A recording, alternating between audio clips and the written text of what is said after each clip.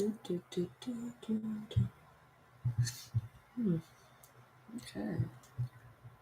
I don't like it like that. Put that over there. Just gonna move something. There we go.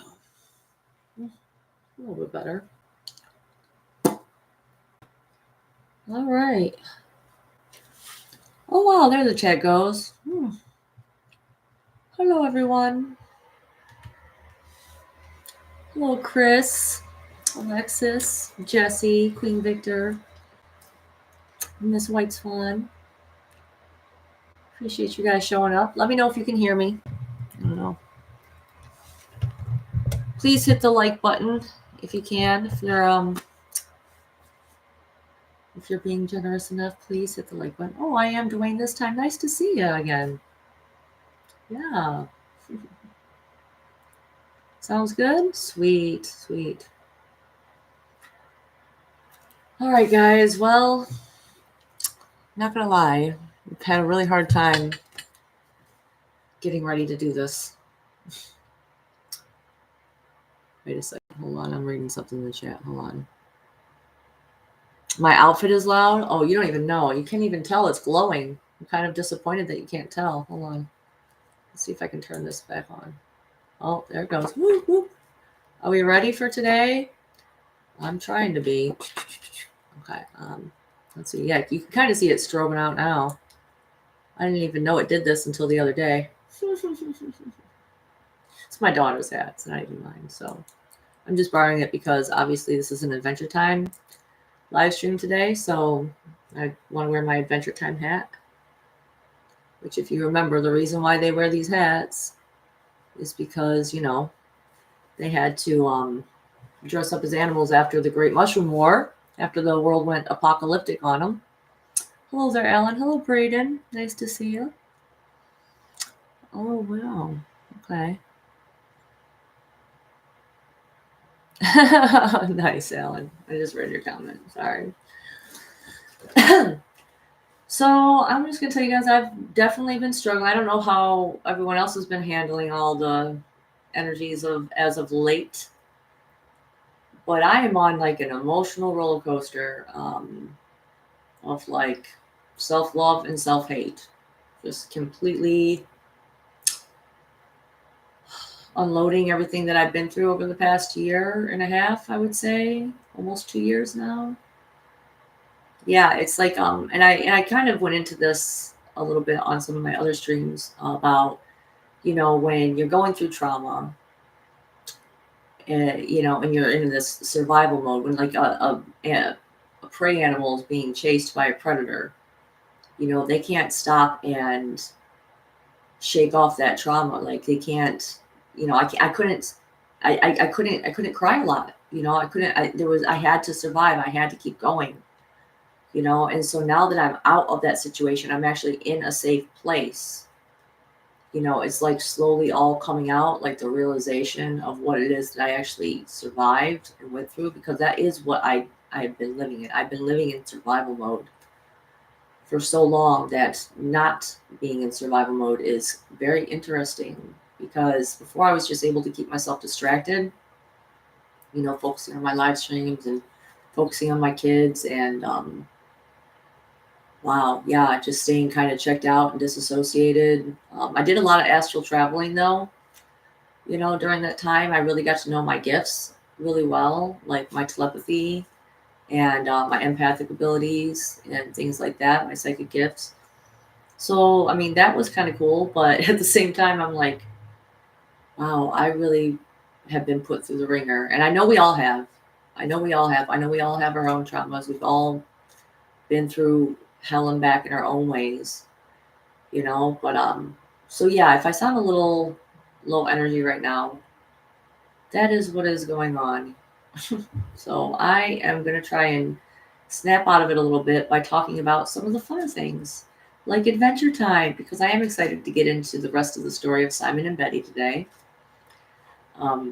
which is just still blows my mind. I've been actually doing a lot of research on Adventure Time and some of the symbology and more of the allegory of the whole show And I just am so impressed. Like the writers of this show were absolutely brilliant, the way they tied things in from the past into the future. And I love that the most. Things that tie in make full circle appearances and stuff that explain things later on. Like, oh, you get a little Easter egg is what they call them, right? When you find something later on, you're like, oh, that's like a cue back from this. That's pretty freaking sweet. So, but let's talk about first. Let's talk about some of the good, the very very good news, which is I got a new car. Yes, I did. I finally got a new car. Hi there, Janice. Nice to see you. I got a new car. As most of you know, if you've been tuning in now for a while, which usually I see most of the same faces. So anyone who's new here, though, thank you for coming. Please subscribe to my channel and help support me in that way. But yeah, this past summer, my car exploded. Ruby Roundhouse was her name. I like to name my cars. It kind of is something I got into about, I don't know, 2 or 3 cars ago. And I had a big Lincoln, a gold Lincoln at one point that I called Goldie Hawn. Partly I called her just Goldie for short, just because that was actually a nickname that my grandfather had given me because I have blonde hair. All right, I had bleach blonde hair growing up. Okay, it slowly got, yeah, I got a new car, yay! So, and I absolutely love it. So I had to I wanted to think about a really good name for this car. Okay, and I did. I got one, and I'm going to tell you guys how I came up with it and everything in a minute. But it's absolutely beautiful. It's the coolest car I've ever driven. Like, I could not have gotten this car without everyone's help. I seriously, hi there, Hope. Nice to see you. I'm surprised I can even see this part. I can make out people's names. I can't really make out what people are saying unless they're like caps and stuff, but unless I lean in. I'm trying to just chill. Okay, so I got a Chrysler 200, 2012 200, and whoever took it, obviously it's a used car. Again, I could not have gotten this without your guys' help. I literally had to spend all the donation money to make sure that I got a nice car that runs good because, I'm a DoorDasher outside of all this. Okay. And this has made DoorDashing so much fun. It's such a fast car. It drives so smooth. And whoever had this car before me customized the fuck out of it. They clearly loved this car, and it's super beautiful on the inside. I posted pictures on Facebook if anyone wants to go ahead and check it out, if anyone's a car enthusiast or whatever. But it's got black and red customized colors on the inside. It's mostly black, but it's got little trims of red all over the place. And the windows though. I was okay. Listen, I can't wear sunglasses unless I want to buy those transition lenses. And I don't want to. I don't want to buy those because I've heard a lot of people have mixed feelings about them. Because if you go outside and it tints up, well, then when you go inside, all right, you have to wait for it to untint. Okay, and plus it costs so much more. So I was like, and I can't afford 2 different pairs of glasses. Glasses are expensive. So now my car is tinted out, and I can drive around in the daytime with no problem. I don't need to be squinting. I don't want to be getting any wrinkles anytime soon. It's this beautiful face, right? But then I didn't think about this one, guys, and I was a little bit worried. I was a little bit like, oh boy, did I make the wrong decision? Because I go out, I DoorDash at night too, so I was kind of like, oh man, how is the tent gonna work when I'm trying to find houses at nighttime?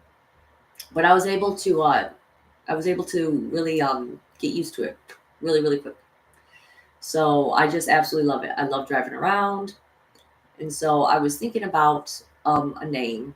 Okay. And now my last car that I had, which was a Grand Caravan, all right, a 2006 Grand Caravan, a red one, I called her Ruby Roundhouse. The reason I called her Ruby Roundhouse was because in my most important dream, all right, they showed me me with 5 companions. Okay. And we were, okay, I guess I got to kind of tell the dream again. It's been a while since I talked about it, but I have talked about it on the show before. I have a whole stream about it. One of my first streams I ever did, which was my most important dream. Because like there are just certain dreams for me, especially dreams that I've had over the past, I don't know, decade. I would say there are certain dreams that really, really stand out. I can remember them like as if it was yesterday in vivid detail. And in this particular, my most important dream, I was gliding down. I was with me and my companions. We were chasing a storm, a pink and black storm. It was in a circle.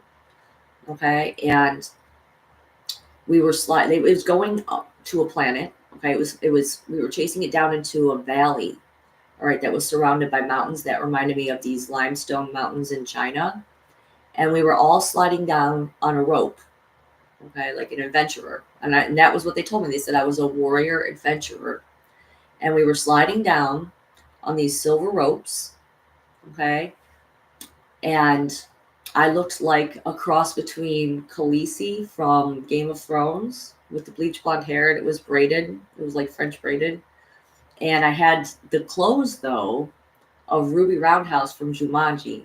So I don't know if you guys have seen Jumanji, but if you haven't, should check it out. Just type in Ruby Roundhouse. Her special powers were one of them was dancing. It was a dancing. I can't forget exactly how they put it. Like a keto something dancing. Like whenever she used dancing to fight. Okay, which I thought was really funny because I wasn't even a dancer back then. Okay, so it was really kind of weird that I was dressed in those clothes. So when I had my van, all right, I called her Ruby Roundhouse, and I loved her. She was with me for like 6 years. I take good care of my vehicles. So she decided to spaz out on me one day though, and they told me it was like it was an electrical issue basically. And I did hear later on that they actually recalled that car for that exact same issue. So she went up in smoke, a blaze of glory, and I lost her.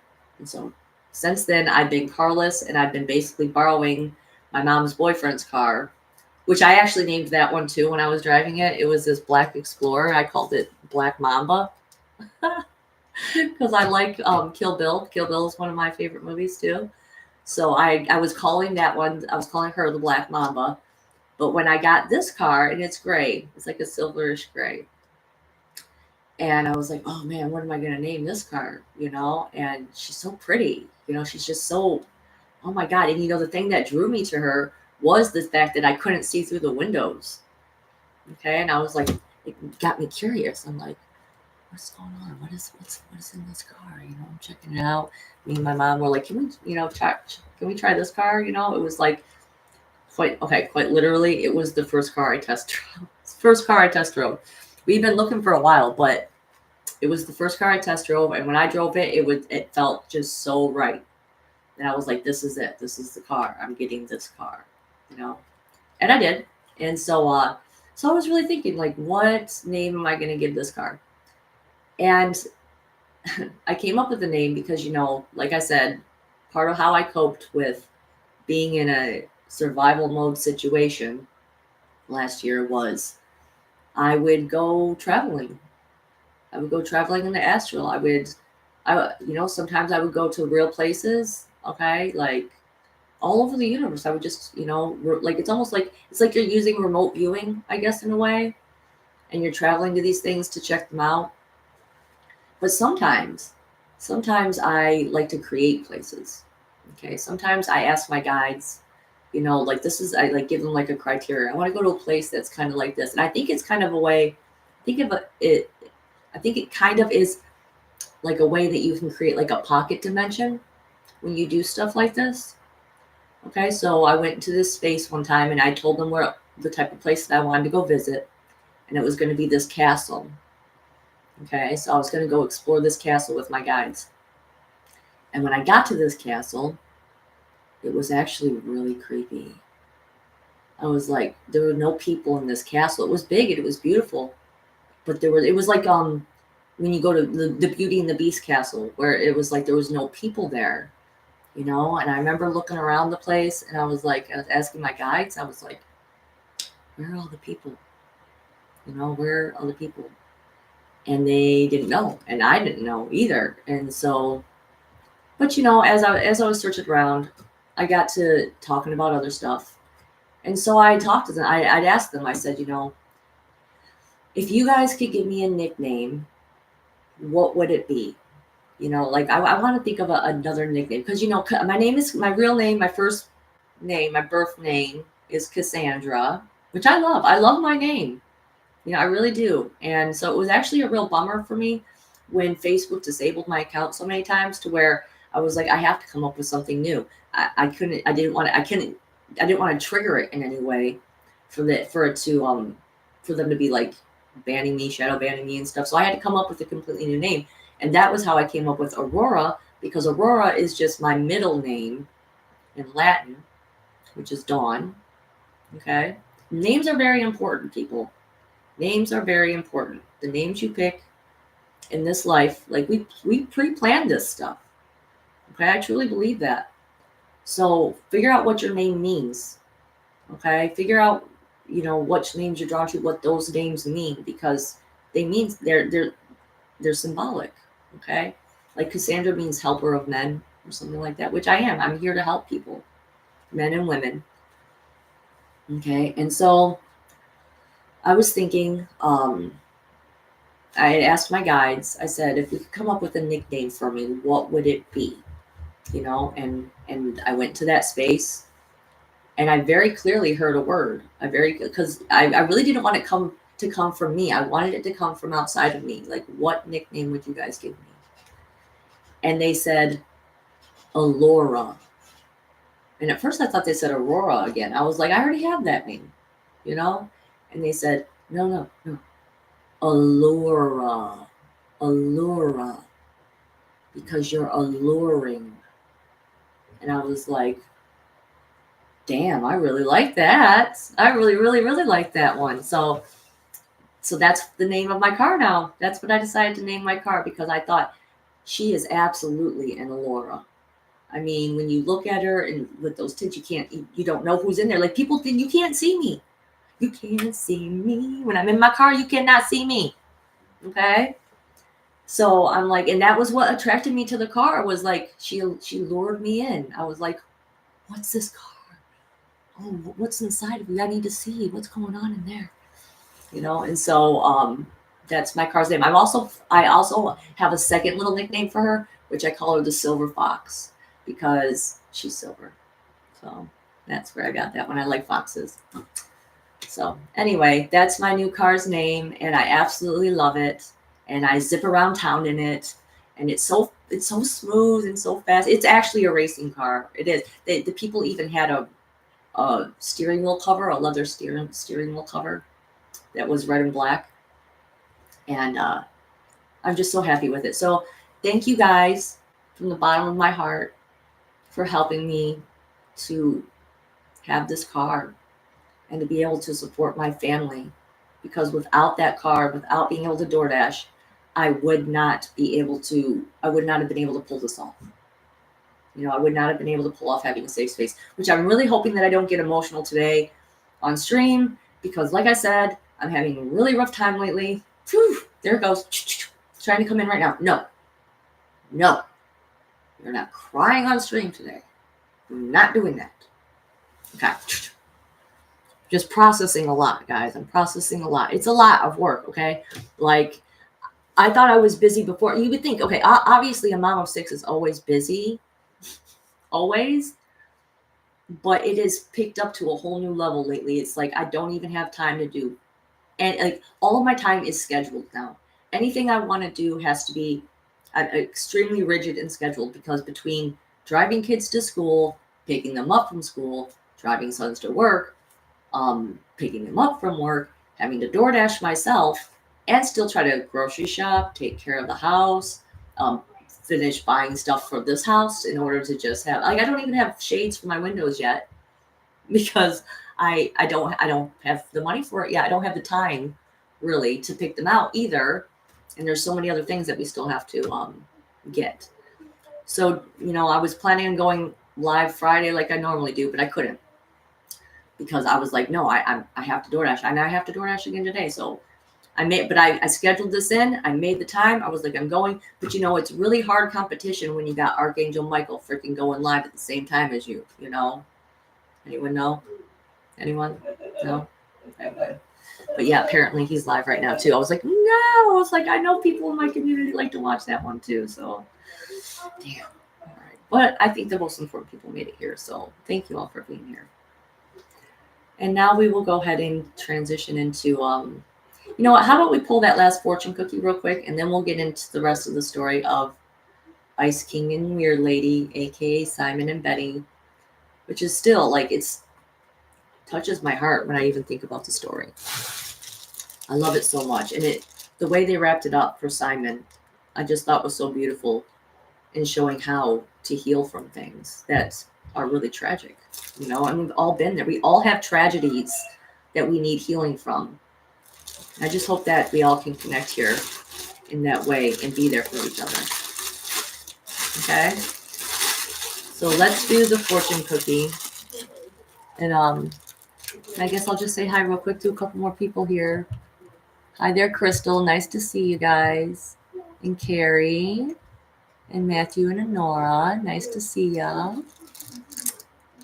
Yeah. Barry. That's who I was like, I know I saw someone's little icon that I recognized there. Yes. Hi, Barry. Nice to see you too. Okay, so what message do we need to hear? I need a good message. This is the last fortune cookie, guys. It's the last one until I can re-up on fortune cookies. What's it going to be?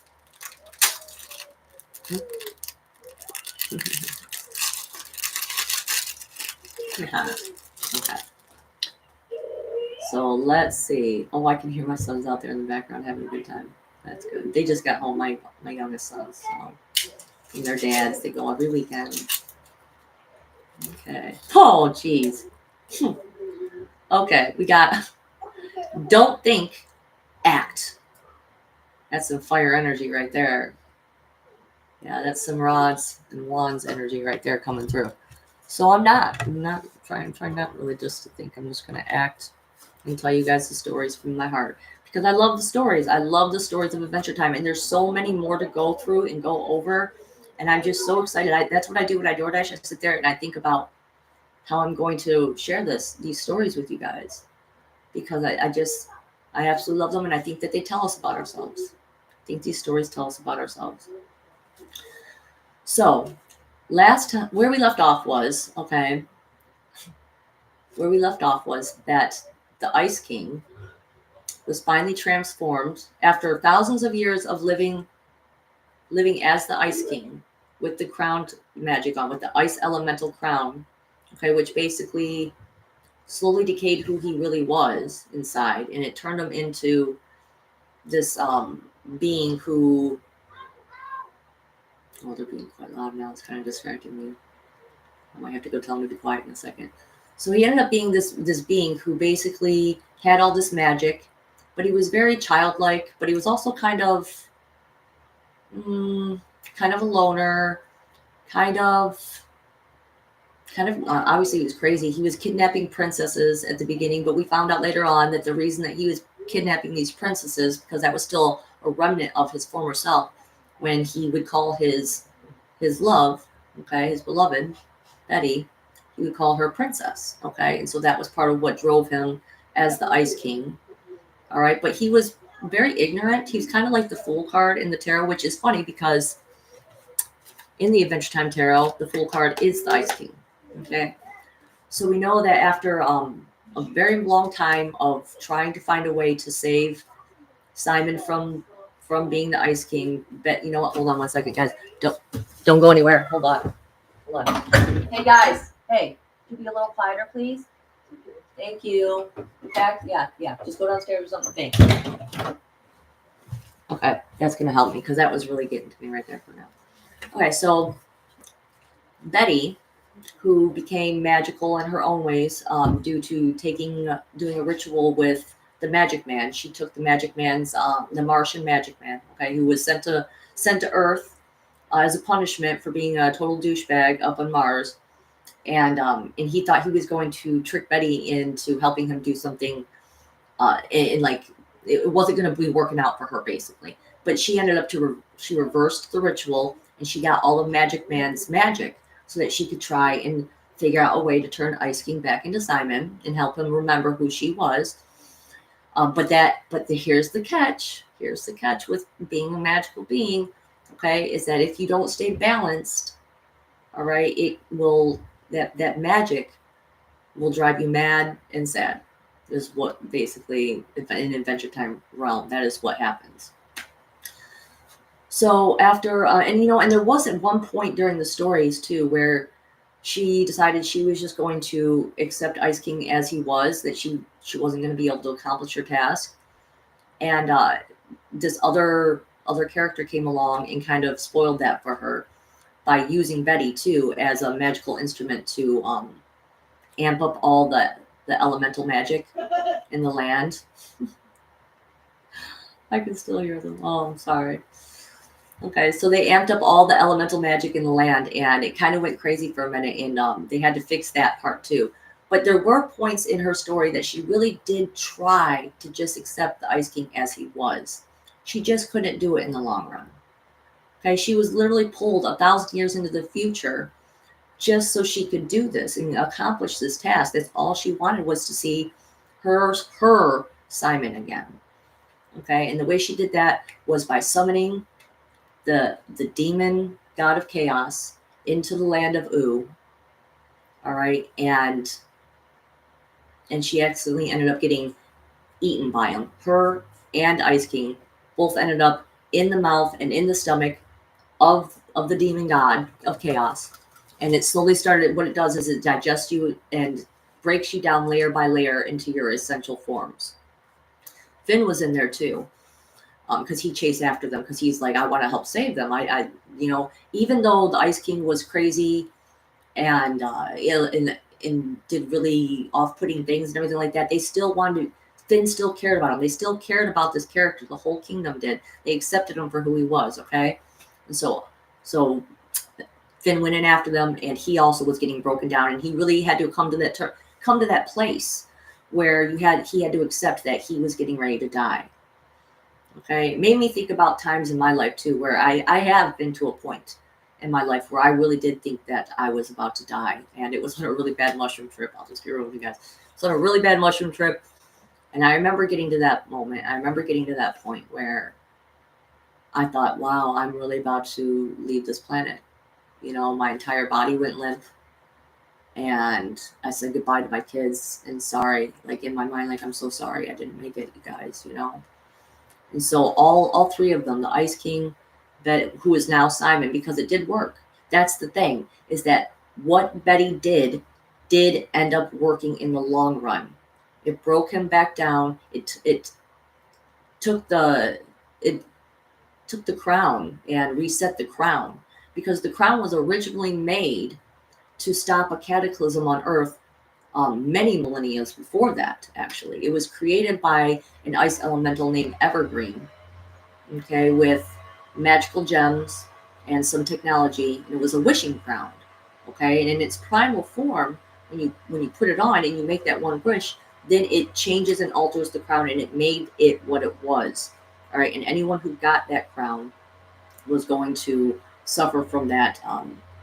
Not really suffer, because it could have been good. It could have, if the person who actually created it and put it on and used it for the purpose it was intended to do, he was just going to stop the Catalyst Comet from hitting the Earth and stopping like an ice age basically from coming. But he didn't manage to, because he got trapped by the being that he took the gems from for the crown, came charging in and wrecked the place, and he got caught under a bookshelf or something like that. And his little companion, this dinosaur creature, he told his dinosaur creature, like, that he had been like training and stuff. He said, hurry up, Gunther. Gunter, that's where we get the name Gunther from later on. Ice King always has a little penguin companion that he calls Gunter.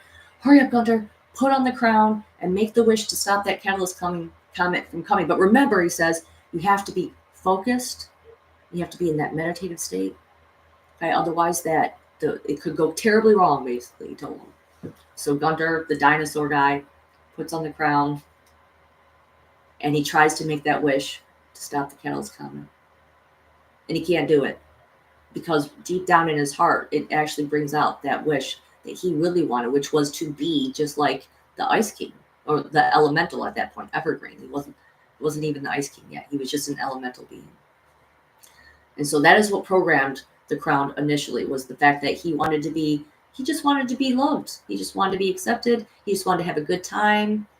He wanted to make music.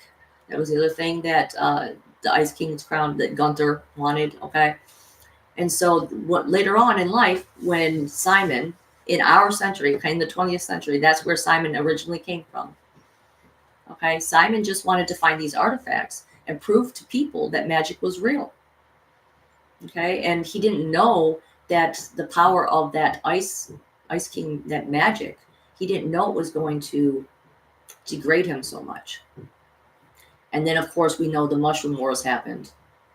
All right. And so, therefore, he just carried the ice crown around because he noticed that every time he put it on, he became a different person. And it was kind of a scary person. It was mad. He was just shooting ice everywhere, freezing things, freezing people. And that was why Betty originally ran away. Okay. It was because she was scared. And so later on, okay, so Simon is now, let's just fast forward back, because I went through a lot of this last time. I don't know why. I'm like recapping, but it's not really a recap. I'm almost like retelling it. So let's just skip forward now, where Simon now is Simon again. He's no longer the Ice King, because Betty put on the crown inside Gold's stomach after he found a way to escape. And she could have escaped with him, but what would have happened if she would have escaped? Well, Gold still would have been there. The demon god of chaos, he still would have been there. And she was the one that summoned him here. So she had to fix this mistake. She could not just let everyone in the whole world die. And so she pushed Simon and Finn out, let them escape. She put the crown on. And she went inside her heart. And she tried to banish Gold from the universe, banish him. But it wasn't going to work. And so she said, at whatever it costs, whatever it takes, keep Simon safe. And it worked. And it worked by merging her with the demon god of chaos. And she opened a portal up and she left. And like I said, Simon was devastated. Now here, all this time, he finally remembers who he was. And he has all his memories too from when he was the Ice King. After all this time, and now his precious princess, his Betty, is merged with the demon god of chaos. Absolutely just heartbreaking story for that character line. So I was very, very happy when HBO Max came out with Fiona and Cake. Okay, Fiona and Cake is a spin-off of Adventure Time, all right, which is the gender swapping version of everything in the land of Ooh. Everything that is Adventure Time, basically everyone's character you just get reversed genders. Okay, so instead of Finn the human, it was Fiona. Instead of Jake the dog, it was Cake the cat. Okay, he had the same type of magical gifts, same type of drives. Okay, basically exactly the same. Okay, instead of the Ice King, it was the Ice Queen. Okay, instead of Princess Bubblegum, you get the point. It was the Prince Bubblegum. Okay, so now Simon's living in the land of Ooh, and he doesn't really feel like he has a purpose anymore, because now he's not magical, and he's living in a world where everyone, all the humans are basically completely different from him. Like he had written this book, okay, called Ancient Artifacts, because he was an antiquarian. Okay, but what humans at that point wanted to even get to know any of that? He lived in the human city at this point. He had a shop, okay, and it was like, come see how 20th century man lived, all right, and his house was dedicated to our times. Okay, he had like an iron and cell phones and an alarm clock and all this type of stuff that you would find now, but it was in the future. Okay, and people would come by. He would be able to open up his walls, and people could just look inside and see how a 20th century man lived. Okay, but this was not satisfying to him, because all people wanted to talk to him about was the time he was Ice King. Okay, and one of the things that the Ice King did that was so memorable was he also wrote a book. He wrote a book called Fiona and Cake, which was the fanfic that they would do episodes on in Adventure Time. Okay, which I was like, that's cute, but quite honestly, I was never really a big fan of Fiona and Cake. I liked the original Finn and Jake, but they changed my mind with this show. Okay, because they just really did such a great job with the writing and just the character development and everything. So now Simon's in the future, not magical. All people want to talk to him about is when he was the Ice King and how he wrote this book about Fiona and Cake, and he's so ticked off about it, and he doesn't even want to hear about it. He doesn't want to. He goes to the bar. He's like, and they have a bar in the Candy Kingdom where he goes and he drinks every night. And Finn tries to cheer him up, but it's not working. Okay, and so finally he decides, you know what? I'm going to try and do a ritual. I'm going to do a ritual to bring Betty back or to see her again.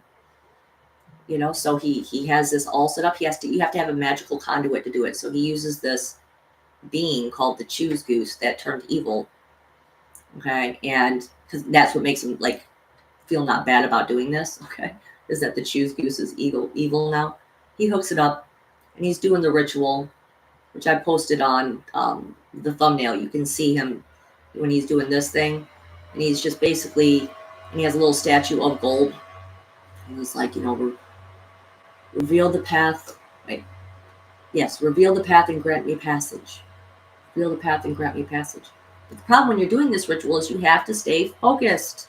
You have to stay focused on your intentions.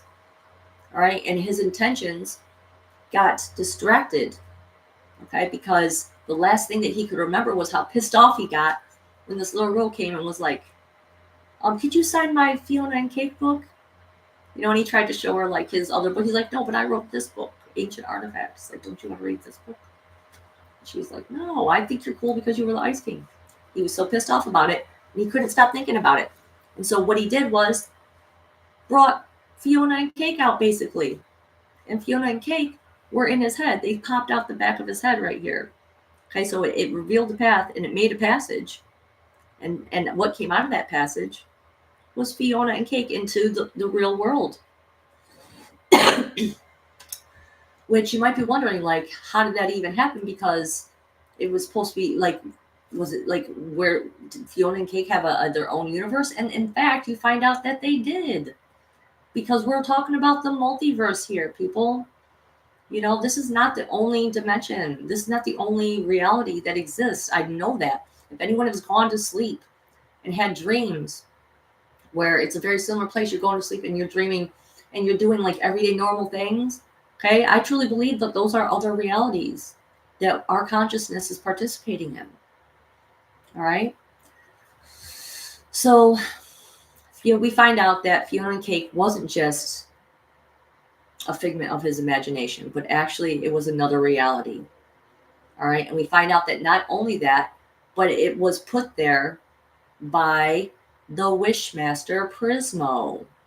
We find out that actually the Ice King didn't write Fiona and Cake at all. That actually Prismo, the Wishmaster, who lives in the time room, which is outside of time and space. Okay, he is the one that whenever someone gets to him and they make a wish, he has to create a wish-altered reality for them to live in after they make that wish.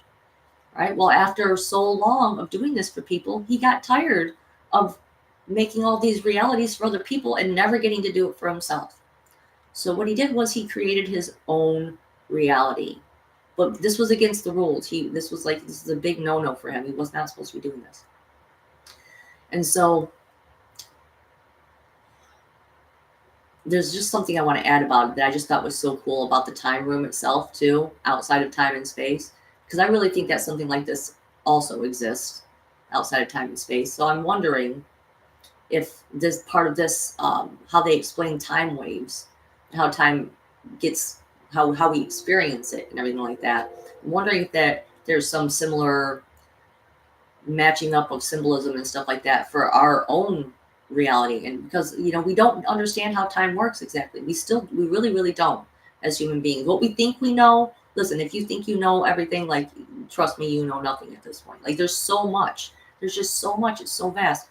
So there's these two beings in the time room, okay, which they're called the time core beings. and it was a sundial and an hourglass, and they hit each other with hammers. And every time one of them hits each other, it sends out time waves, which is what we experience as time, is what Prismo explains. Okay? So when Fiona and Cake jump out, when Simon does the ritual, he pulls out Fiona and Cake, and at first he's pissed off because he's like, "You aren't even real. Now I'm hallucinating. What's going on? I just wanted to find my purpose again. I just wanted to see Betty again. That's all I want."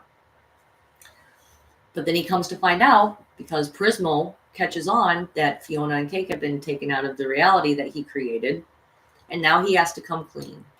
He has to tell the Ice King, "Listen," he's like, "I'm really sorry, man, but I created this reality, and I would get in trouble if it was connected to all the other realities. I would get in trouble. So I kind of hid it here was the cosmic web, right? And so he hid it like way out here, and I like isolated and like in the middle of nowhere. And he said, I need a place to store this reality, Ice King." And he says, "Can I store it in your head?" And the Ice King agrees, because he's like, especially if there's a hot lady in it. Yeah, absolutely. Go ahead. Put that reality in my mind. I'll take it.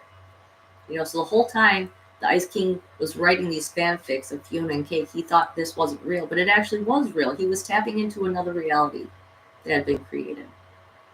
Okay, so now Simon feels kind of like silly. Like, wow, they really were real the whole time.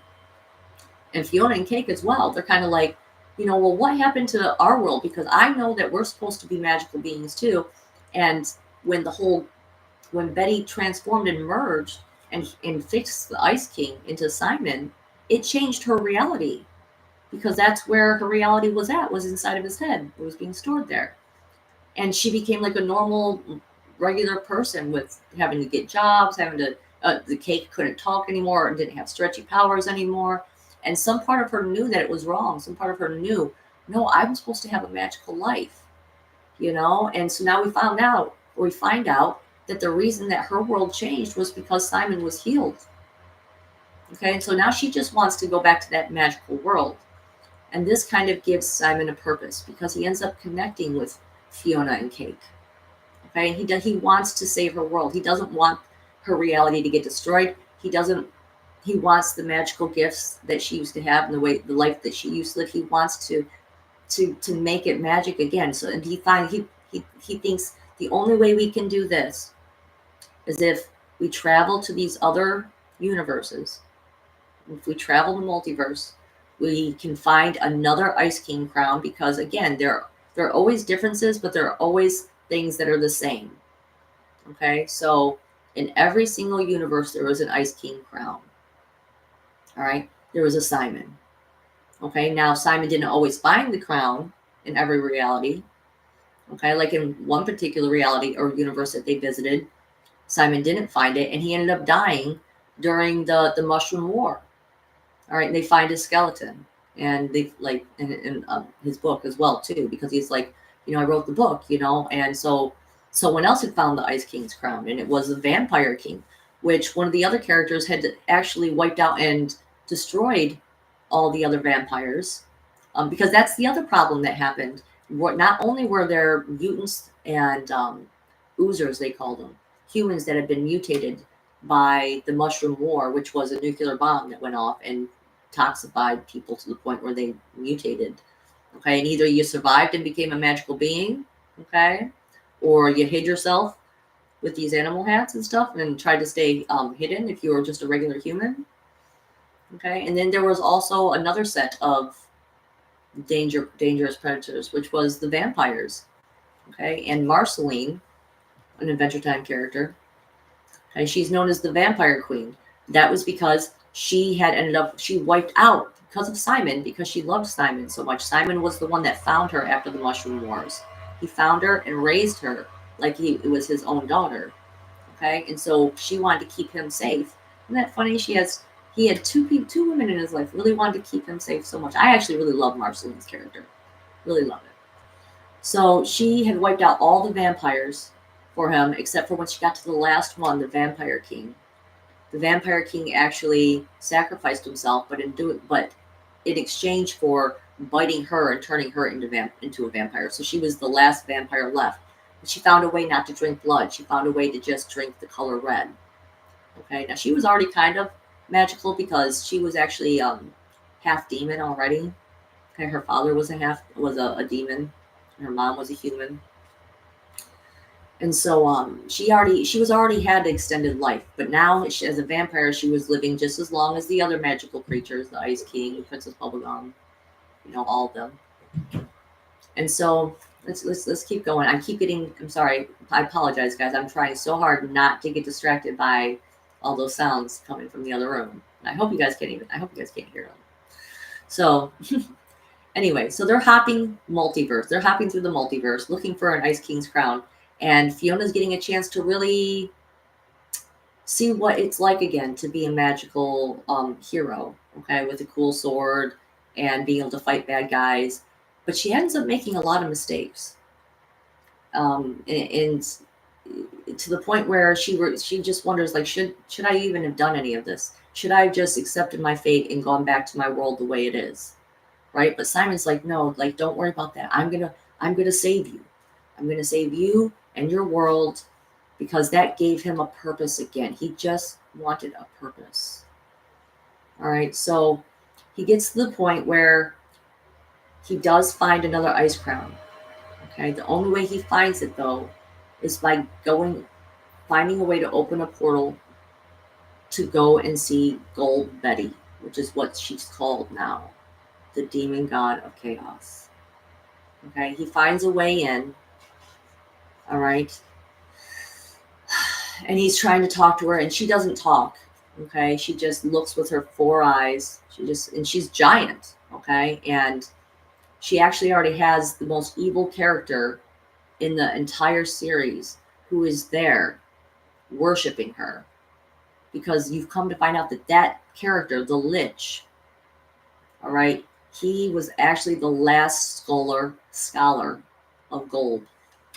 All right, so he was loyal to gold. All he ever wanted, the Lich, all he ever wanted was to extinguish all life. And they did actually visit the multiverse where the Lich won. Okay, and all life was extinguished. And in doing that, also the Lich lost his purpose. And so the Lich wanted so bad to go to Gold and to ask, like, what more did you want me to do? I've been your scholar this whole time. Like, what purpose do I have now? And so he's the one that opened the portal for Simon and him to get through, to go visit Gold and to get the Ice King's crown, another Ice King's crown, so that he could turn back into the Ice King. And as they're sitting there in front of this demon god of chaos,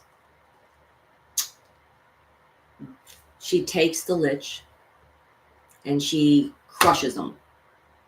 She turns them all sorts of things, inside out, everything, and warps them and shapes them into this, like a Tetris piece. Which then you realize, oh snap, who are all these other people then? Because she had Tetris pieces floating all around her giant pyramid head. So this is what she's been doing when people finally make it to her, right? But some part of her, you can tell, recognizes Simon. And so he ends up talking to her and telling her, all I wanted was just to see you again. And now I have this purpose now. Now I have this purpose that I'm going to save Fiona and Cake's world. He's like, I'm sorry, I have to do this again. Because think about it. She went through so much anguish and pain and turmoil just to save him from the ice crown. And now he's trying to put that crown back on. So he takes the crown. He gets ready to put it on.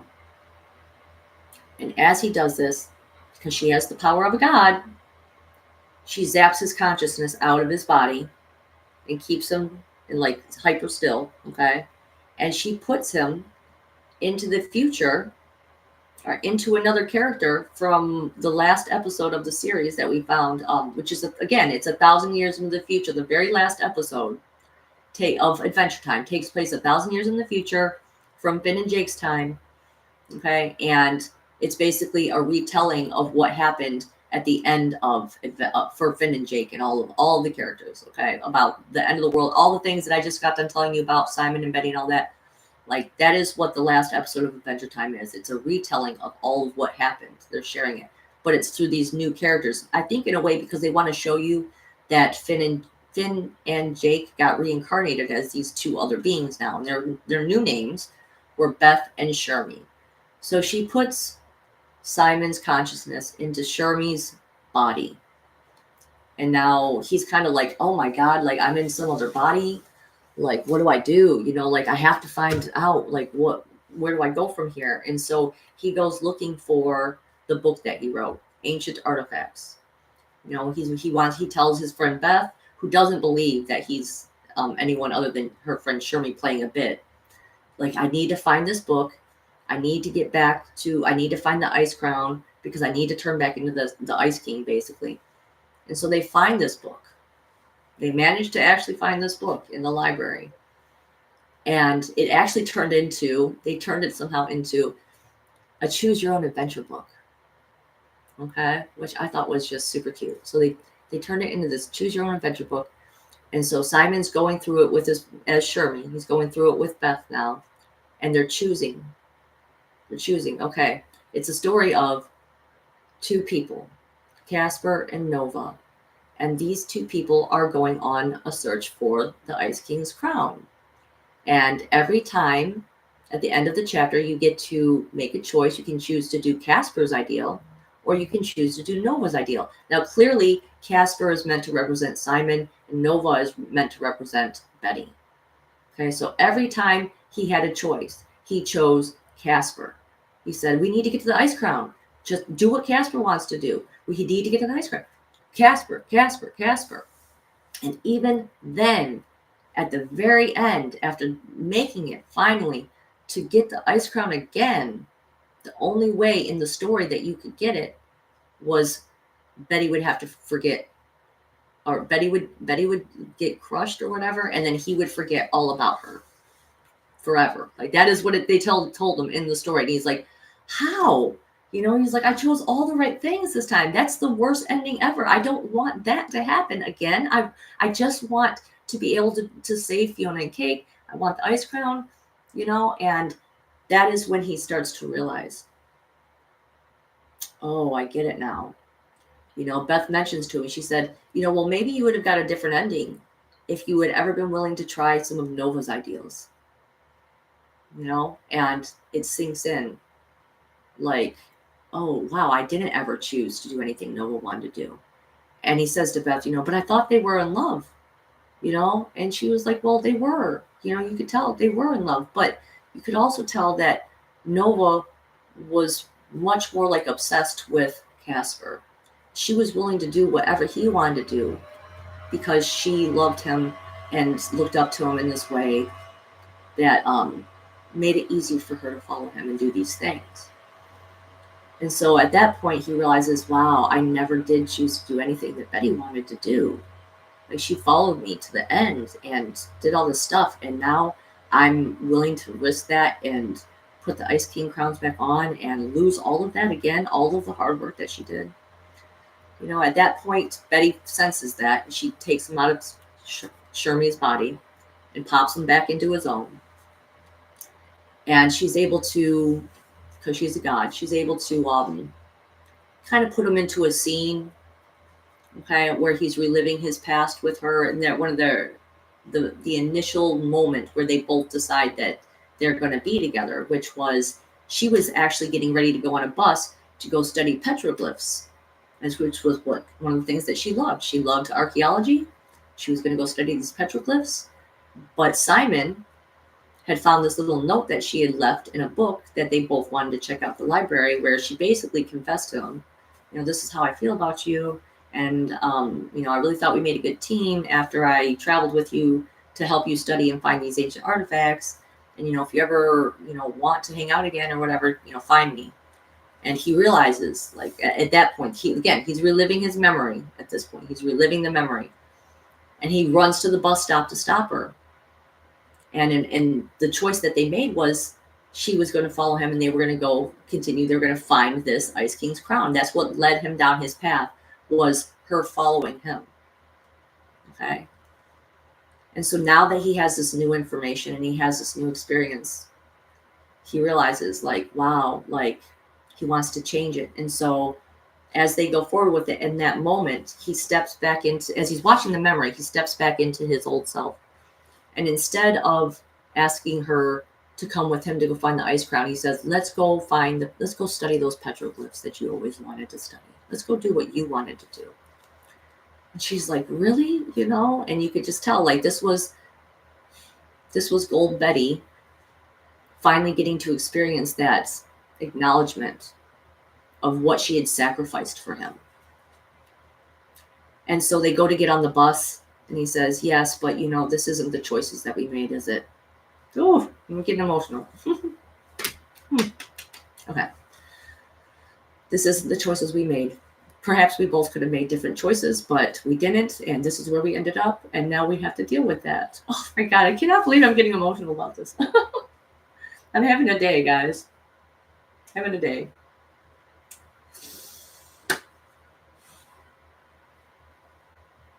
But he decides, he says, you know, well, I get the point now. I won't put the Ice King's crown back on. I won't become the Ice King again. But how do I save Fiona and Cake? Because they're special and they deserve to live too. We're all special and we all deserve to live without the threat of being extinguished, because obviously they had to have a bad guy in this miniseries, which was this scarab. It was this scarab guy who was absolutely against anything that wasn't following the book, basically. Okay, this reality that Prismo had created, he said it was an abomination, it was a violation, and he wanted to end Fiona and Cake's world. And he had managed to slip in and get in there too, and he was destroying it. And Fiona and Cake were like calling Simon, like, what's going on? Have you put the crown on yet? You know? And so there Simon is in front of his beloved, and he's saying, like, how do I save her then? And she gives him a wish flower. It's a magical wish flower. And he puts the wish flower into his head, because that's where Fiona and Cake's universe is, and that's where they're at now. That's where they got sent back to. They were sitting there waiting for him to put the crown back on, right? And he puts the wish flower back into his head, and Fiona is able to grab it. And Fiona doesn't know exactly what it's going to do, but she knows that it's something powerful and it's something special. And so she makes a wish with her heart to save her universe. And she blows the wish flower, and all the little seeds start going to every single being in her whole world. And when it does, it heals them all, and it protects them all, because what that wish flower did is it made Prismo's wish altered reality legitimate. Now it wasn't a violation. Now it was a canonized universe, is what they called it. And you could see it. It's floating. You could see the cosmic web, and the universe is floating, and it gets hooked onto all the other universes. And now the scarab has absolutely no right to be destroying this universe that is Fiona and Cake's universe.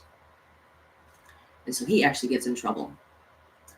And all the chaos and the destruction that he had created in trying to destroy the abominations starts to go all back to normal. And he's like, what? And he actually gets punished.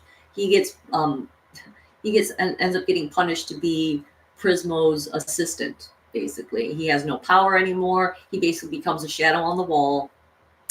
But even then, at the end, you know, Prismo was like, you know, hey, you want to come over? You know, why don't you take a break? You know, come over here and I'll show you how to make some cool new characters. You know, we'll make a little reality. And so Simon learns to accept himself. Simon does get sent back to Boo. Betty does send him back.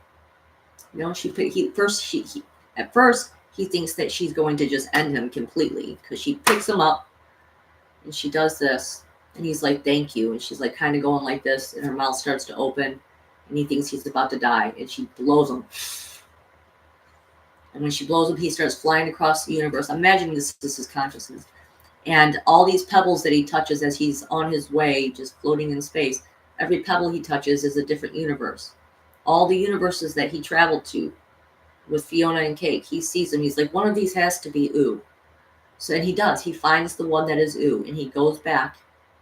Okay, and now he knows, though. Now he realizes that his life is valuable just the way it is, that he is special, that he is important, that he doesn't have to have the magic of the Ice King, in order to have a meaning for life anymore.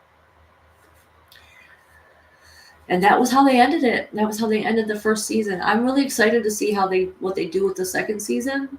Because there's just so many more characters to explore.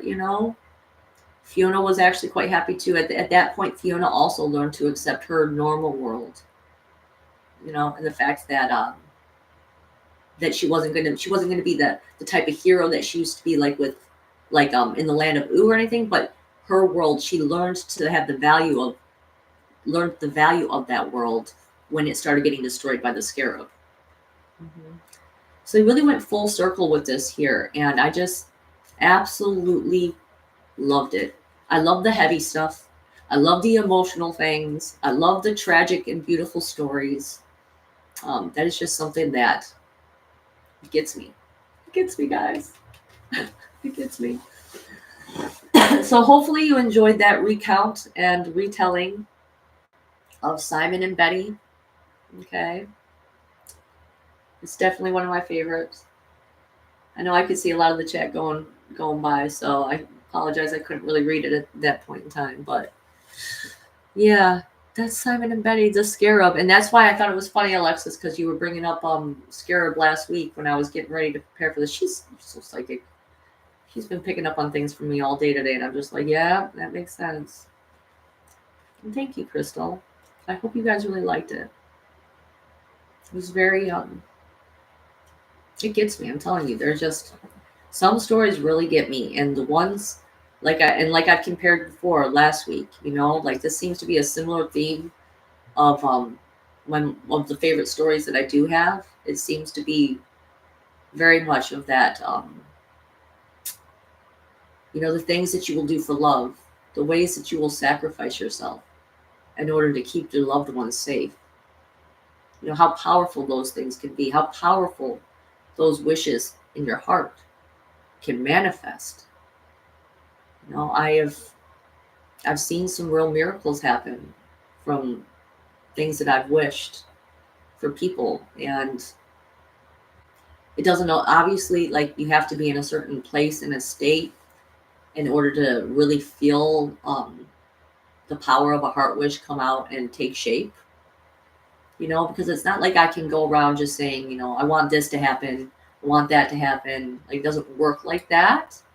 Okay. But there is a way, there is a certain place and state of being that I know personally that I have been able to get into several times. Okay. Where I'm able to make requests and say, I need this. I want this to happen. Like I want to see this for this person. They're always very powerful, especially when they're for other people. When you really feel it, you have to really feel it. Just like with the OA. Okay, I mentioned that one last week too, because that was a very similar story. Okay, where Prairie was traveling universes in order to escape a serial killer. Basically, like they hail the angel hunter who was like performing near-death experiments on her and her friends captive. They were captive. And so they had to come up with a plan in order to escape that. And it involved her figuring out, her and her friends, and figuring out through near-death experiences, all right, how to do the right movements with the right feeling and intention in order to hop dimensions. Okay, I think that's real stuff. I think that it's possible. I think it's timelines. Okay, I think that we're all living our own reality, so to speak, even next to each other. You know what I'm saying? We're all timeline hopping depending on what choices we make. And I've made my choices. It's brought me here, and I just really hope that I hope this helps. I hope this helps someone in some way. Because I really do want to be helpful to people. Okay. Let's change it up now. I already did the fortune cookie, which I thought, like I said, I really loved this week's fortune cookie. Don't think, act.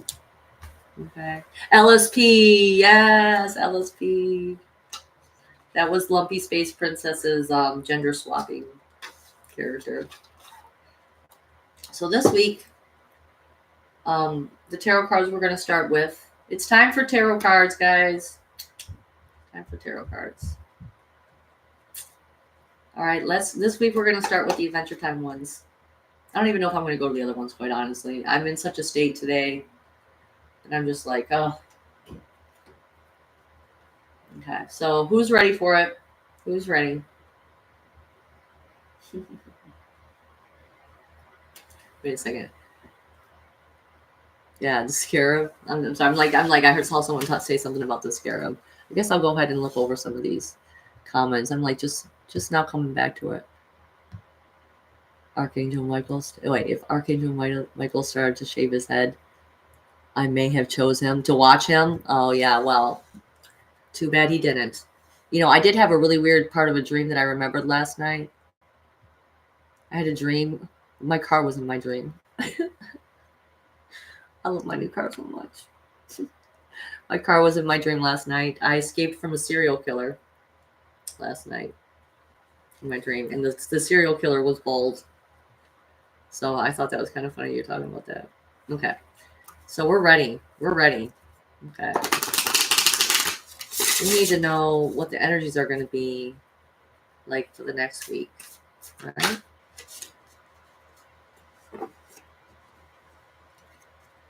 Okay. So we're going to shuffle these energies up. Hi, Geraldine. I don't know. Oh, Sandra. Sorry. I know I'm probably missing some people since I was so into my story. Getting all emotional and stuff. Kind of embarrassing, but whatever. At least I'm going to go to my deathbed and be like, wow, I really did do a lot of things, didn't I? I really did share myself with the world, who I truly am. Because that's the thing. I don't want to go to the end of my life with a bunch of regrets thinking, I wish I had said this, or I wish I had done this. I wish I had tried this. You know, I really want to live life.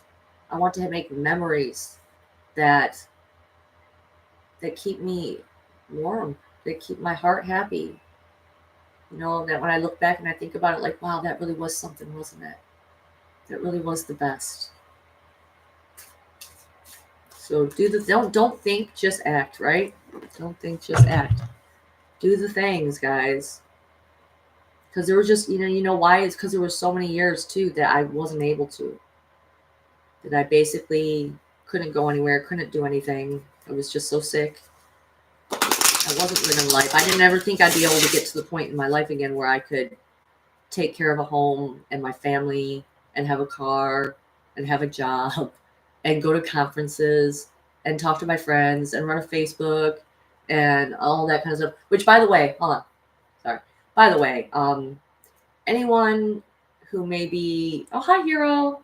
Anyone who may be sending me messages on Facebook, I'm really sorry. I have really abandoned my Facebook Messenger. I don't like I do this every couple months. It seems like every couple months I just can't.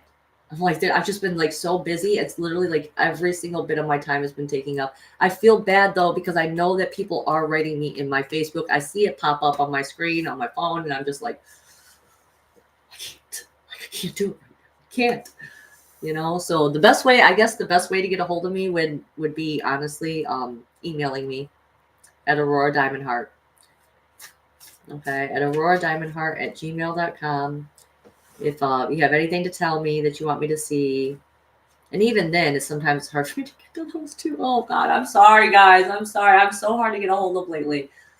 But yeah, if you want a reading with me, or you just want to tell me something, and you can't get a hold of me through my Facebook Messenger, please just email me at Aurora Diamond Heart.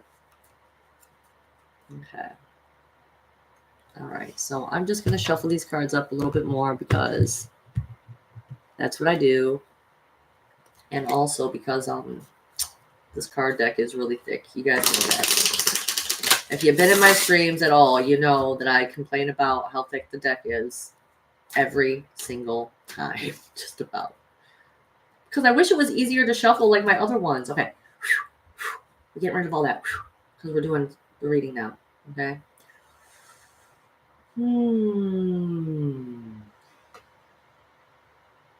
Yes. Okay. Next week's energies. Okay. Request, would you please assist me? What's this tarot reading? Fully connected. Please. Let's know what we need to do. Anything that's important. Please let us know. What is it that we need to be aware of for next week's energies? Okay. One more time. I need like a table. You make a table to shuffle these on. Next week's energies. Yep, I'm feeling it. I'm feeling connected. Okay. I got it. Feeling connected now. Yes. Yeah, next week's energies. That's what we're doing. So it's time for some Adventure Time Tarot. What is it that everyone needs to know about for next week's energies? What does everyone need to know about for next week? Okay. I also can't do my little flicky thing as good on these ones. But ideal. Okay. Next week's energies. Please help me.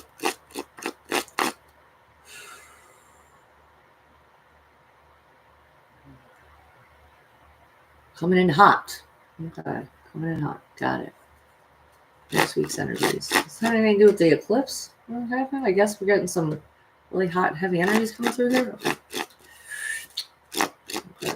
What's the first part? The first part of the message we need to hear about for next week's energies. Whoop. Got it. Okay. Oh, okay.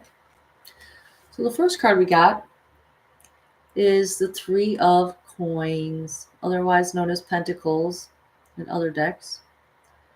Okay. This is the Apprenticeship card. That's literally what this is going on even right here. This chick right here, she's actually working for LSP on a play. Okay, and she actually has dreams of being an actress. She wants to be the actress. Instead, she's LSP has given her the job of like the stagehand, but she's special effects. You know, but she really wants to be an actress, and she's working on it, and she's studying it. Okay, and she's paying attention. She's paying attention to all the little things because she wants to be good at it. All right, and that is basically the real meaning of this card too. Is that you're working on something. You're certainly not at your fullest capacity or potential yet, but you definitely are on your way. Okay, you're putting in the work. You're chipping away at the block. You know, at one point she had to, LSP told her that she wanted her raindrops to look medium. Like when she put this character, okay, when she had first tried to make raindrops for the play, she said they were too big. Okay, she was like, no, I need them to be not too big, not too small, like just right here in the like totally medium. And it was actually quite difficult for her to make that happen, but she did. She did make it happen. And in the long run, she did end up becoming an actress. She did. So keep working on what it is you're working on. The path that you've chosen to go. Okay, you are making headway on it. All right, you clearly are being recognized for having put in that work. All right, so don't quit. This is like 1/3 of the way through, like 1/4 of the way through to your goal. You have to still keep going though, like keep chipping away. It might seem a little slow. Yeah, it might seem a little slow because of the fact that this is Earth sign. Okay, and you need to be grounded. You need to be grounded for this. Yeah, giving and receiving. Pentacles are about giving and receiving. Being open to give, but also being open to receive, which is a message that I always try to remember, because opening myself up to receiving love is something that's really hard, because I've been very hurt by people in the world, so it's like, nope, I'd rather just love whatever it is that I love, but like, I'm too afraid to accept anything back, because I don't know, it might hurt again, so I don't want to do that. Like, no, you need to open up. You need to be okay with that. Open up a little bit. Let yourself receive something. All right. Trying to see if there's anything else. No, we're gonna keep going though. We're gonna keep going. Okay, here we go. Next one. Next part of the message for next week's energies. Yeah, for next week's energies. What's the next part of the message, please? Wow, this guy come back again. We just saw this guy last week. We got the Two of Cups again. Okay, so this guy, as we remember, if we can recall from last week, this guy is the psychic tandem war elephant. Okay, who's an ancient being. All right, he was created for war during times where there was chaos, obviously. And now he's in a reality where he doesn't have to be a fighter anymore. Where he needs to discover who he is and what gives him purpose, what gives his life meaning. Okay? But sometimes he's still like, he's a little bit hesitant about even doing that. He really has only ever been used to following orders. He goes to Finn at one point and he's like, what would you have me do now, master? Like, what do you want me to do now? And Finn's like, yo, just find yourself, man. Just find what you like. Find what you want to do. Okay? And so the psychic tandem war elephant does. He does go off and he does do that. And he looks at the world with new eyes. And he sees the beauty. He sees, like, all the creatures. He notices how they're struggling, which is something he never had time to pay attention to before, because before he was just doing his job, and now he's able to pay attention to these. Like, he notices like a little ant that is like taking leaf to its babies and stuff like that. He notices birds that are taking their food to their babies, and he's like, and he can hear what they're saying, and they're like, gotta get this done, gotta feed my baby, gotta do this, gotta do that, and he really has opens his heart about it. And so he does end up finding a friend, a companion. Okay, this companion does need his help, and it's the witch Mahjong. Okay, who was put into a coma after she did some really naughty stuff that she shouldn't have been doing. And he's like, but like, I want to help her, and he does help her.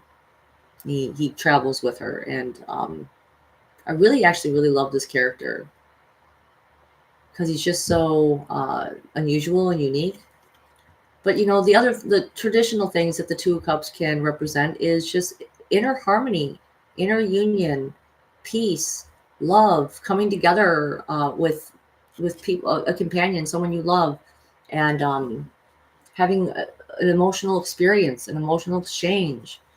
Right. This can also be representative of that twin flame connection. Okay, for people out there in the world who are looking for something like that. So maybe, especially considering last week, we kind of got, we had the Ten of Swords, and then we had the Three of Pentacles. Did we get both these cards last week? We did get both these cards last week. I'm pretty sure we had the Three of Pentacles last week, and then we had the Two of Cups. So now you are on your way working towards that, right? Working towards finding that harmony within yourself, or with a partner. Okay, you really are. You're working towards it. Okay, so let's keep going. All right, I'm about to have to take the hat off because I'm having a hot flash. I guess I'm turned on here. Tarot has got me ready to go. All right. Whew. Whew. Okay, here we go. Last one. What is the last part of the message for next week's energy? What's the last part of the message? Yeah, go for it. Okay, so let's go for it. Okay. Be fully invested in it. Okay. Next card we got here is the Six of Coins. It's going to require your full investment in order to accomplish this goal that you're trying to get to. Okay, whatever it is that your dream is to be. Okay, you're going to need to really put in to balance it out. Give the time that it needs in order to accomplish this thing. Now I'll tell you about the character on this card. It's a very kind of interesting character, actually. This is Nettie, which is Princess Bubblegum's brother. Okay, and he is the one that actually makes the entire Candy Kingdom flow with candy juice. He's the one that basically, that's their lifeblood support supply. Like you could look at him like the water, basically. But so he lives inside the Candy Kingdom. He lives at its core. At the Candy Kingdom is built around a big giant cherry blossom tree. Basically, it looks like a cherry blossom tree, and he lives inside of it.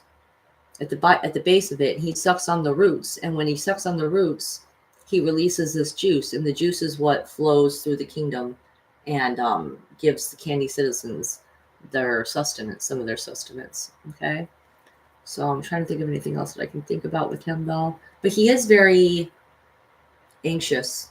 He's a very anxious character. Okay, like he's very scared very easily. That is why he stays put where he is at. He stays grounded where he's at. So wherever it is that you planted your feet at, that's okay. Like, be fully invested where you have planted your feet at. Okay. Some other meanings that this card could have is needing, if you've been thinking about taking out a loan or loaning money to someone, you know, it could represent that. It could represent time to do that. Okay, in order to get the juices flowing, so to speak. Okay. Trying to think if there's anything else I can talk about with this. Sibling relationships are really important. I know this is like really random. That's really like kind of like a subtler thing for it, but like sibling relationships are really important to this character. Like that connection. Like that's the sister with Bonnabelle, Princess Bubblegum. She's the one that takes care of them. So having someone that you feel like has your back is really important here. And it also makes me think of Libra season, considering we got the scales. Okay, and we just had that eclipse in Libra, right? Mm-hmm. Overall, I think that you're going to be very fruitful in whatever it is that you have found, whatever it is that you find that you are harmonious with. Okay, it's going to yield a lot if you really put the effort in and keep working on it.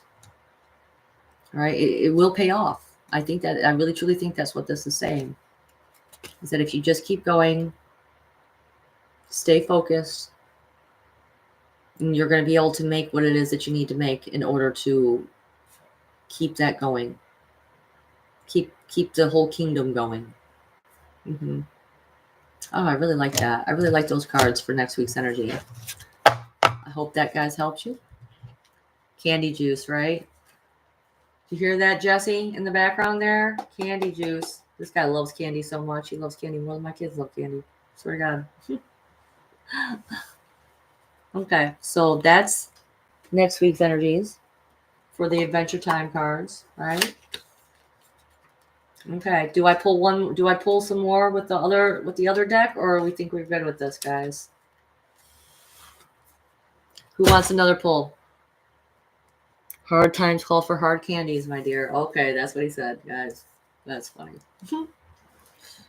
Yes. I mean, I will do it if we need some more. You want to? It's gonna happen. Yes, more. Let's do it. Let's pull out the other deck. Okay. Got it. Excuse me. It's my smoker's cough, basically. I'm gonna lie, guys. When I talked earlier about like being on this roller coaster of self-love and self-hate. Let me tell you, self-loathing. I'm so tired of myself. I'm so tired of myself and my bad habits. I'm like, I've come so far.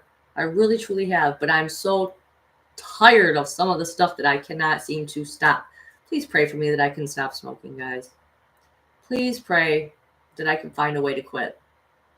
Because I was a non-smoker for many years. You know, I'd taken up smoking and then I quit for many years and then I took it back on again. And with all the stress of everything that I've been through this past year, like it just exploded. And I'm so tired of myself with it. Fucking truly. It just can't fucking stand it anymore. Sorry to be swearing so much, but please send out a prayer for me. Okay, so let's do this.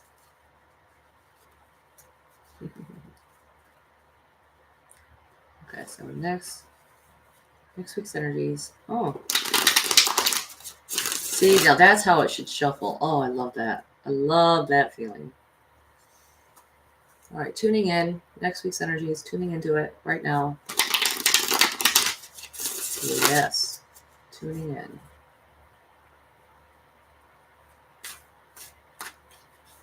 Yeah. Okay. What is it that we need to know? I'm praying now. Please, God. I do ask humbly that you please assist us with this tarot reading. Okay, there we go. Yeah, got it. What is it that we all need to be made aware of? Everyone here, everyone watching the stream in the future, what is it that we need to know? Okay, one more time. Oh man, come on, guys. All right, maybe things get a little sticky towards the end of the week. Okay. A little bit stagnant towards the end of the week, huh? Hey, coming hot, but I guess that was what they told me with the last one. They said coming in hot. But then what? I guess are we slowing down towards the end of the week? Okay, let's find out. Let's find out. Okay, is it ready yet? Is it ready? It's almost ready. Almost ready. Okay, one more time. All right, next week's energies. What do we need to know for next week? What does me and the collective need to know? Okay. Mm-hmm. Yeah, don't get distracted. Okay, here we go. Come back. Coming back. Next week's energies. Yeah.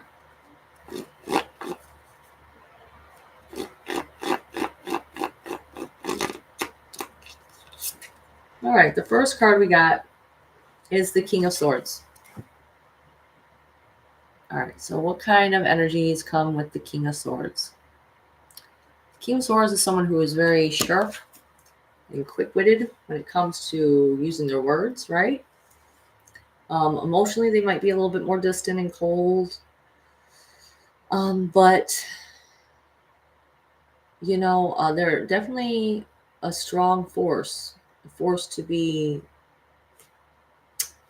not to be tangled with, trifled with, I should say, so to speak. And it's not really that I'm trying to put my words, the energy into the words here for you guys. The King of Swords energy is someone who is also kind of protecting their heart. They've probably been through some hardships. Swords is the one that has the hardest time in the storyline of tarot. Okay, the swords always are. So this person definitely might be a little bit guarded. This type of energy might be a little bit guarded. Okay, but they want to be helpful. They want to be helpful. They want to be taking those actions. They want to help rescue people with their being able to whip around that sword. Okay. Let's see what else. It's someone who they kind of need to have someone guide them a little bit with.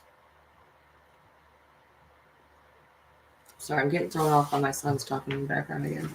There's someone that needs to be guided by, like, they need to think that it's their ideal in order to do something. right? Like they need to feel like that in order, even if it's not their ideal, they need to feel, there's someone who needs to feel that way in order to take those actions. It needs to feel like it's coming from them. They're not someone who's going to be ordered around. Okay. Like they want to be helpful, but they want to do it in their own way, in their own terms. Okay. Emotionally, they could seem, like I said at the beginning, they could seem a little bit cold and distant. They could, but that doesn't necessarily mean that there is a coldness inside of them. It just is being guarded, like I said, because they have been through some things. Okay. So that's the first part of this week's message of the energies coming in. So we got some King of Swords energy coming in. Okay, what's next though? What's the other part of the message? For next week's energies. What's the next part of the message? Yep. There we go. Got it. Ooh. The sun coming in hot, right? Okay, so this is illumination. So some things are being brought to light. Some truths are being exposed. Okay, this also can be, whatever it is that things that have been going on in your life. We just had eclipse too. That's kind of funny, solar eclipse. But whatever the energies coming in are really showing you something. It's showing it to you with like a flashlight on it. It's like a bright mag light. Like you are looking at this. You are going to see this, and what is it going to reveal to you? I'm not really sure, because it could be a whole list of good things. But think about it. Like even in the wrong kind of lighting, things can look bad. Okay, like you'll see every little fine line and detail, and it might not be the prettiest thing, but it definitely will be everything. Be careful. Like sometimes that truth, that powerful truth that comes in, sometimes it can burn. Sometimes it can be a little bit too hot. Okay, but in the long run, I really like the Sun card. I really think that it's a positive sign. I really do. I think that that it's bringing some things to light, and it's a success card. It's saying something is going to be successful. The seeds that you planted, okay, it's about how you tend to the seeds that you planted. It needs sunshine. Those seeds you plant, they need sunshine in order to grow. Okay, but think about it. When you plant something, and if you were just to have the sun blaring on it, like let's say like you're growing some kind of plant inside indoors or whatever, and you just kept those lights on all the time, that plant would not be a healthy plant. There needs to be a harmony. There needs to be a break. There needs to be appropriate amounts of the sun that are received. So appropriate amounts of truth being dealt out, I guess you could say. Okay.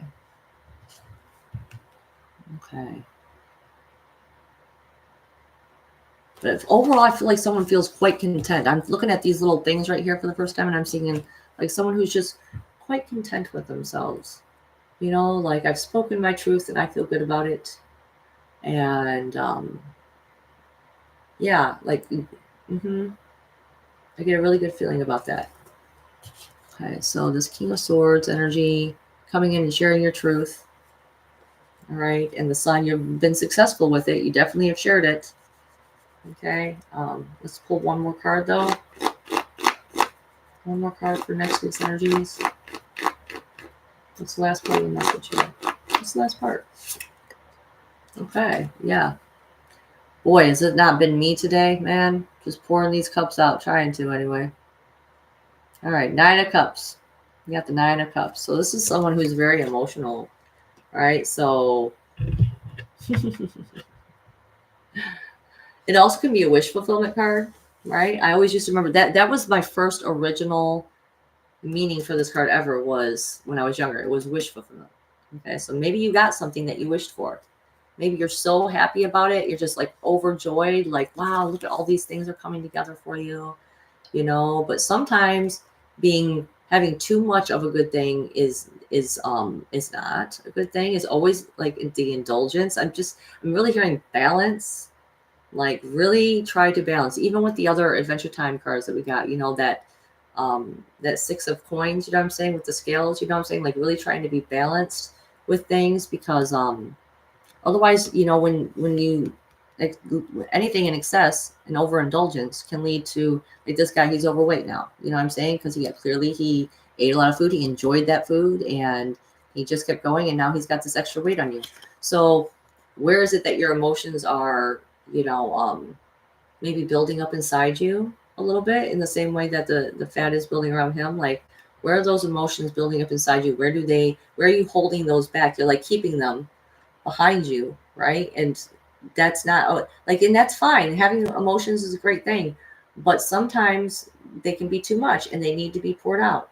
Sometimes you need to pour them out a little bit. All right, you need to share them with the world, or with whoever it is that however way that you need to share these emotions, who a person, a journal, um, you know, I feel like, is there another one? Is there another type of way? Maybe just crying. Like, I know that's what I've been doing for on and off for the past week. It seems like, it's like I said, it seems like now that I finally have a safe place to decompress and really go through all the emotions that I had to hold back in order just to survive. It's like now those things are like just bubbling up and out, and I just need them to keep coming and pouring out. So I don't know if many other people are feeling that way, but maybe that is what a lot of what the solar eclipse and the sun energy is bringing forward for us, is that we really need to pour these cups out. We really need to feel those feelings and get them out, okay, in order to be more balanced. Because this is a lot of emotions, guys. This is a lot. I ain't gonna lie. This is a lot. Okay. And like, you've had a lot put on your shoulders. So it's understandable. You've had a lot of things, a lot of words that have been said that have been on your shoulders now, and they're, you're like wearing them. This guy's like wearing these little lines, these things. They remind me of the swords from this deck. So that's why I'd be saying that right now. Okay, and it feels like you even might be a little bit choked up, about it with that energy around the throat chakra right there. Okay, so something definitely needs to be said. And considering we got that King of Swords here at the very beginning, I would say definitely, even though you feel a little protective of your heart, even though you have been through traumas and you have been through things, it is time to open up and express yourself fully and share your truth fully. Okay, and let these emotions out. All right, that's what needs to be done to reach that balance for this next week's energies, guys. I feel good about that one. Actually, it's quite moving for me. So I hope you guys can feel that. Maybe do a throat chakra clearing in order to get that going. I also see something weighing on his mind here. He's got this little hat, He's got this little ball right here in his hat. All right, so it's something, and it's like, and they're pointing to it even. Okay, so there's something, okay, that he's thinking about, that he's having a hard time expressing. He's getting it choked up. All right, and it's like, it's time. It's time to let the truth be seen. I do believe that the energies are pushing us to that. Okay, new revelations, so to speak. Okay. Oh. All right, well, I hope that helps. That was not too bad. Okay, as far as some cards that we have gotten in the past, there was no Tower Death coming through this time, which is always a pleasure. Not to see those guys. Or the 10 of Swords here, right? Like, we got that one. At least we transitioned from that, right? It's like we just moved forward a little bit on the timeline here. Okay. Trying to think if there's anything else that I want to mention before we head on out.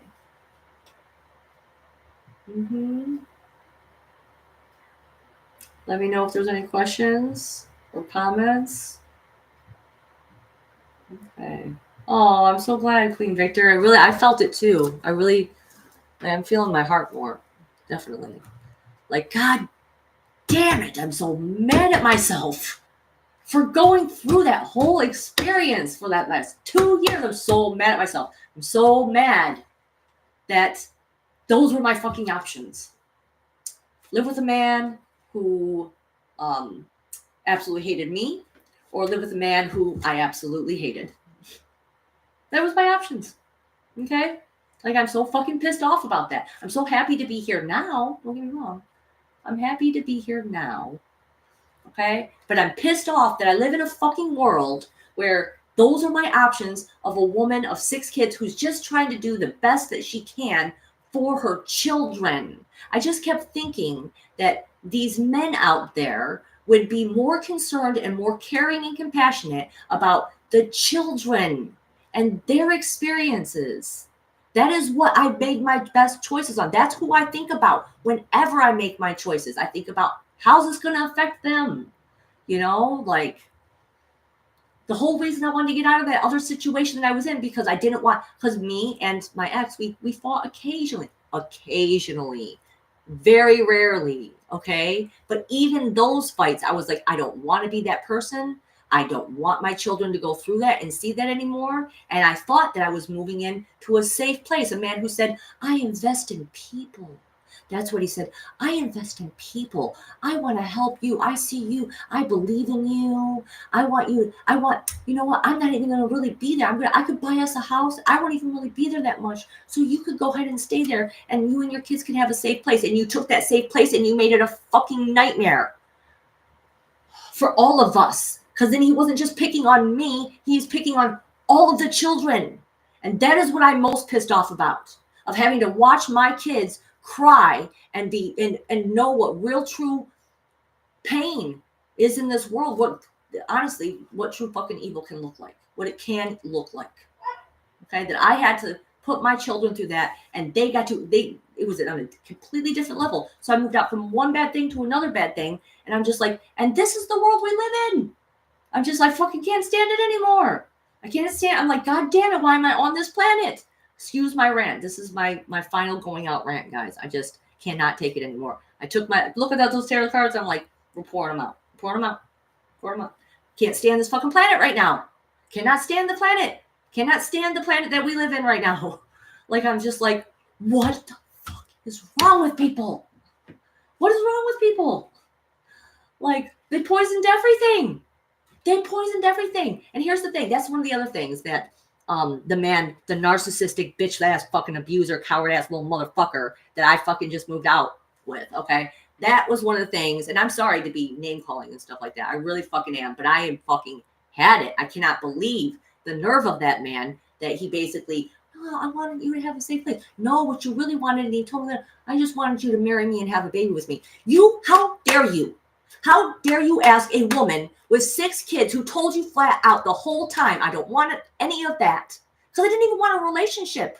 That's the thing. Can I just be single for a little bit?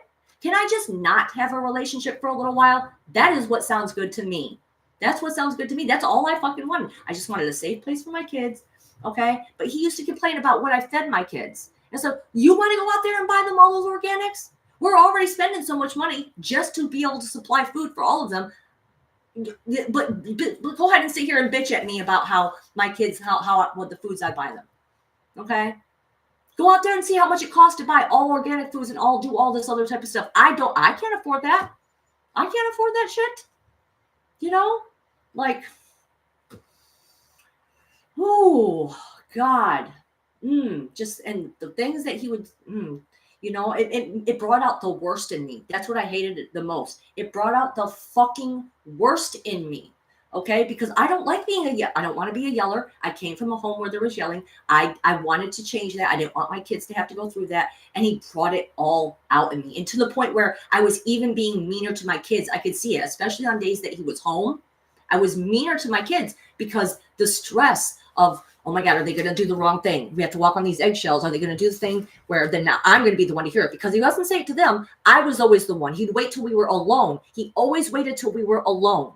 Okay. Like, I brought him into my friend group. Like, I brought him into all of this. And then when he realized he wasn't getting what he wanted, he tried to manipulate me by pulling back. And I'd literally be sitting there. I'd be like, why are you not in the group? I thought you wanted to hang out with all of us. Like, yeah, and he was like, no. He's literally in the same room. No, I don't want to hear it. I don't want to do it. But then the second I'm like, okay, you know what? We're done. It's over. Stay away from me. Oh, then he wants to pop in. Then he wants to come to my live streams. I did everything I could just to control my emotions because I never wanted to give him that satisfaction. I never wanted to show him that it was hurting me. I never wanted to show him that it was getting to me and that I cared about it, because I could. You ever been around someone where it's like you can just feel it, that they enjoy it, that they enjoy seeing you in pain, and that they put on a good front to where they act like, oh, no, I care. I'm like, no, like, like, I cannot believe that I got involved with someone like that. I'm still like, I'm blown away that I was able, that I managed to get involved like that, and that I oh my God, just all of it. Like, thank God I got out of it. Thank God, because that was the like, it was almost like I thought my second ex-husband, he was a narcissist, right? And he even went to those narcissistic meetings and stuff, like things that are supposed to help narcissists and stuff like that. But compared to this guy, he was a walk in the park compared to this guy. I'm just like, my God. And Chris knows, because Chris is one of my only few physical friends that I have in this state, okay? And he saw me go through it. He hated it. He hated watching me go through it. All my friends, they all hated watching me go through this. And I was like, what else could I do? I had, like, every single meeting that we went to, every reading that he ever got, I had to worry about how is he going to use this and twist it against me? How is he going to twist it against me in private and hurt me? What's he going to do? What's he going to say now? Fuck it. Yeah, that's how I feel about the world right now. That's just what I've been dealing with, like, just going through it. And that's not all of it, but that's a really big part of it, that I'm just like, I cannot believe that this man had the nerve to expect a mother of 6 to want to fucking have another child. Find a, what, and here, this is the one piece of advice I would give him, though. The one piece of advice I would give him is, keep your fucking wallet in your pocket. Quit buying people. Quit buying women. If you want to buy a woman, that's okay. Accept that about yourself. And if that's what you want to do, go get a mail order bride and just be upfront and be honest about it. And just be like, you know what, this is what I expect. I'm giving you this money because I want you to do this thing. I want you to be this for me. But don't be like, no, I'm doing it just because I want you. I want to see you thrive. I want to see you grow. I want to see you happy. Yeah. Like, no, you didn't. No, you didn't. You wanted one thing. And I lied to myself and thought, oh, no, he's legitimately giving to me because he cares and he wants to see my life better. No, he only ever wanted that one thing. I'm pissed about it. Fucking pissed. Because I did not realize the physical and mental, psychological impact that it was going to have on me to force myself to be around someone who was treating me in these ways. I did not realize how much I was going to lose myself, as I had to force myself to be in the environment of that person who had this energy about them that literally was sucking me dry like a vampire. Like a true vampire, just sucking the life out of me. I'm glad I survived, but I like, that's the thing. I barely survived. And now I feel like I don't even know who large parts of me is anymore. And I'm fucking furious, guys. Fucking furious. That's why part of being posted in Instagram, when I posted, the little ticket for this stream.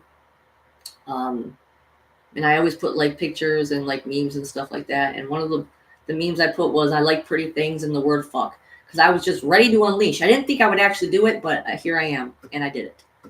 So I'm gonna read some of your comments. I'm gonna take a break from that, and I'm gonna read some of your comments. Okay. Yeah, like, and that's the other thing. Like, I don't want to hold on to this anger and resentment towards this person. I don't want to sit here and be wishing all this negative stuff towards him. You know what I'm saying? That doesn't make me feel good either. I want to be wishing good things for people. I want to be helping people. That was the whole point of me doing any of that, was because I sincerely thought, when he offered to have me a safe place, I thought, I want to help this person. I want to help them find love in their heart. I want to help them find true love in their heart in the same way that I had found true love in my heart. And this man was so jealous. He was so envious. You ever been around a person where it's like every single positive thing that happens to you and that you share with them, you could just see them like, oh, that's great. You know, like I'm not even doing it right, huh? Like, oh, I'm so happy for you. You know? Oh God, he was so jealous and envious of every positive, any psychic experience I had. Anytime my guides would talk to me, anything I would share with them, like I had to completely stop. I just had to completely stop it. Oh God, it was so annoying. It was so upsetting. Okay, is that all though? Is that all? Ooh, yeah, I feel some real movement here. I feel some real movement in the spleen area coming right now. Woo! Yeah, that's good. Whew. Get that out. Oh, yeah. Okay. Okay. Yeah. Wow. All it took was what? Like, so how do I forgive someone like this? How do I let go and how do I forgive? Because I want to do that, but I don't see how I'm going to do it anytime soon. I don't see how, because he hurt my children. I had to sit there and hold and console every single one of them. The only one I didn't actually didn't have to console about it was my 6-year-old, my daughter. And she actually said some really funny things. She said, just think, we'll never have to see his face again, Mom. Like my 6-year-old said that, like when we got this house, like now we never have to see Stinky, this person's name again. And I'm like, wow. Like, but you know, all of my sons, all of them cried their eyes out. And I had to be the one to sit there and hold them and tell them, I'm sorry. I brought this person into our lives. I'm sorry I made this mistake. I'm sorry I made this choice. Biggest mistake I ever made. You know, like definitely was a little stepping stone to get me here, but was that worth it? Wish I could have gone through that stepping stone, a different stepping stone somehow. You know? Yeah, I love my daughter. Love my daughter. We've really grown quite close as of recent.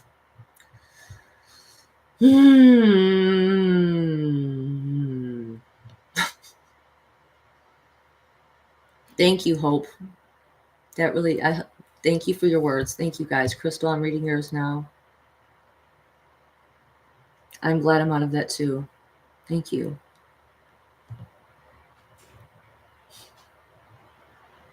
Sorry, guys. I'm just reading the comments real quick. Yeah. I trust in time. You're right, Crystal. I do trust in time I will be able to release and forgive. Because if we're all one, I'm going to have to, right? Like we all we're all really one being. Like, I just don't know. I don't know. Thank you. I appreciate that. Okay. Okay. I think I'm good now, guys. I think I'm at least good for now. I actually went pretty long today. I'm kind of surprised. Oh, 2 hours. What was the 2 hour mark? Okay, yeah, we better get off here. So I am gonna go door dashing today. So I gotta at least go drive my new car. I need to go drive Aurora, which I know is so much like Aurora, but I don't mind. I'm like, it's Aurora. She's Aurora. All right, guys. I'm gonna take off now. I finished my emotional rant. My 9 of Cups. Pour that out. Speak now or forever hold your peace. I'm going to count to 10 in my mind. I love you guys. Oh, Alexis. I love you. I love you, boo. All right. We're almost out of here. 3, 2, 1. That was a really weird way to do it, right? All right, bye. I love you guys. Have a great week. I hope those tarot readings resonated for you. Hit the like and subscribe button on the way out. If you're not subscribed already, hit the like button, though. Please reach out to me, auroradiamondheart@gmail.com if you want a reading. Yeah. I'll see y'all next week.